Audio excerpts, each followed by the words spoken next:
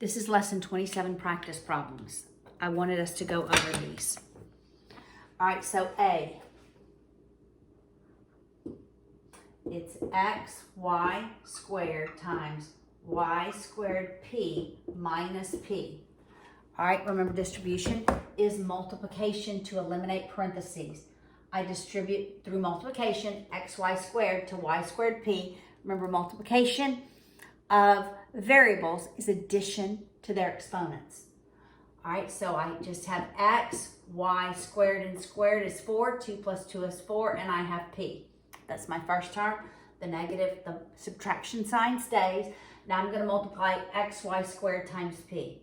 And it's just xy squared times p.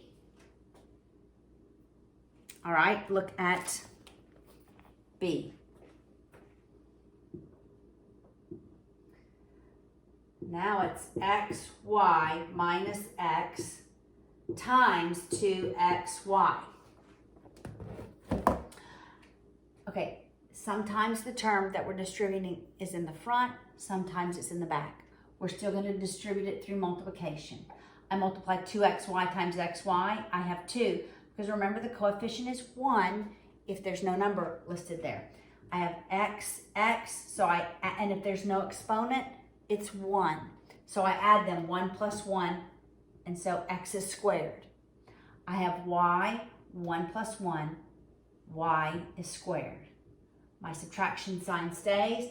Now I multiply 2xy times x. It's 2. I have x squared because 1 plus 1, and then I just have y. All right, let's look at C.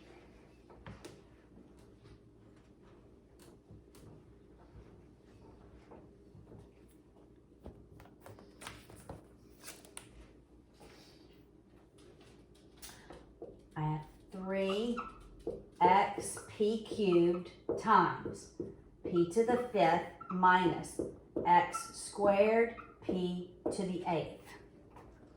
I distribute to the first term. I have 3. There's one x. P, I add 3 plus 5, that's 8. The negative sign stays. I only have the coefficient of 3. I have 1x and 2 more. That means I have x cubed. P, I have 3 plus 8, which is p to the 11th.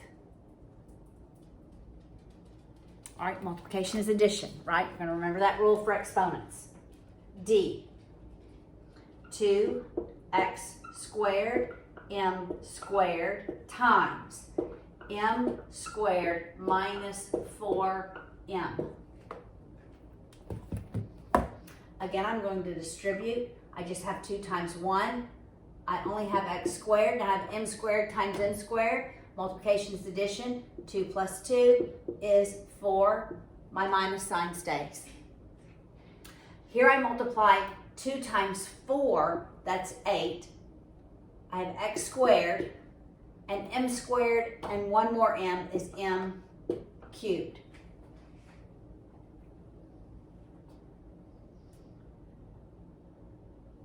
All right, let's look at the decimals. The last part of this.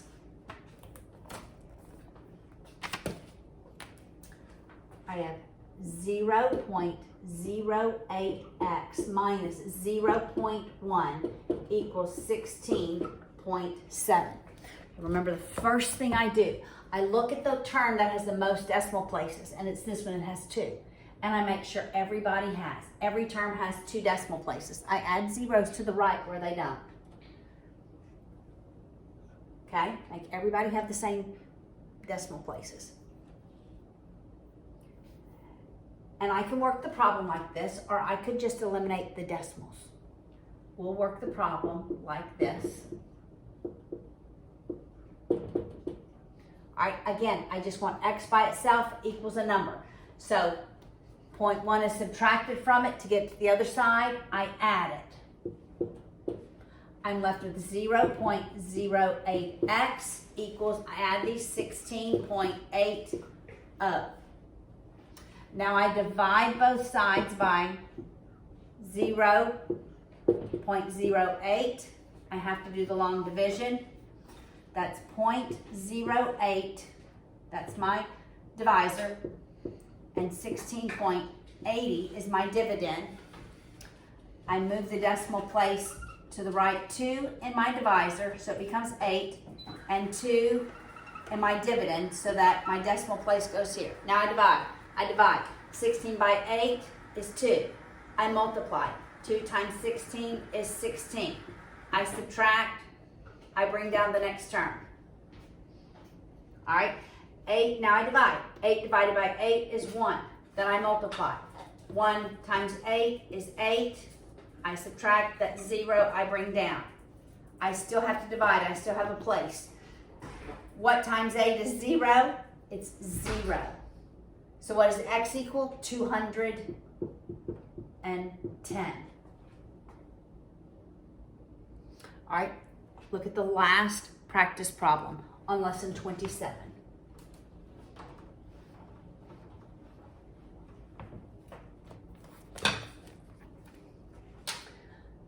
All right, it's 0.7 m, I'm gonna leave a little space there, plus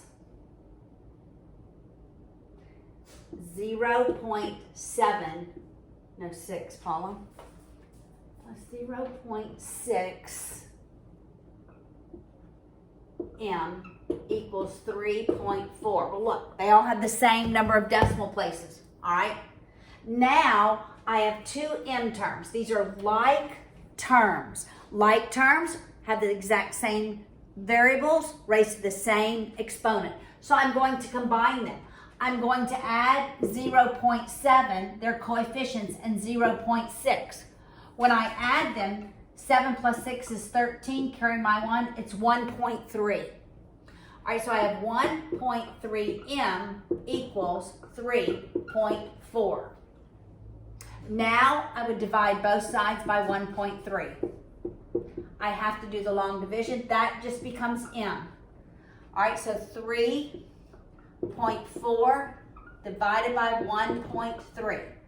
Remember, I moved my decimal place in my divisor and in my dividend. I might have to add a 0.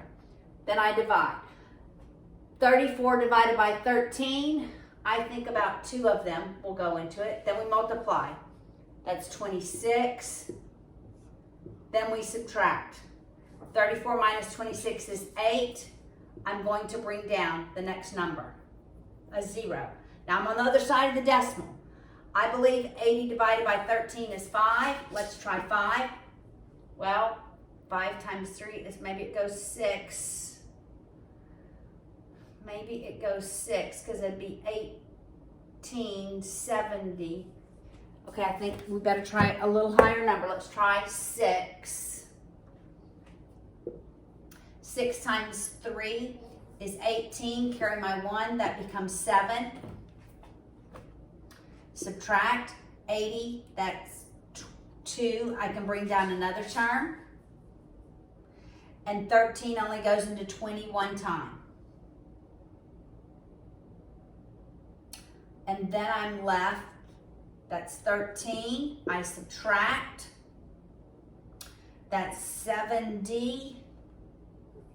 Right, I could bring down another one, but you can stop with 2 decimal places.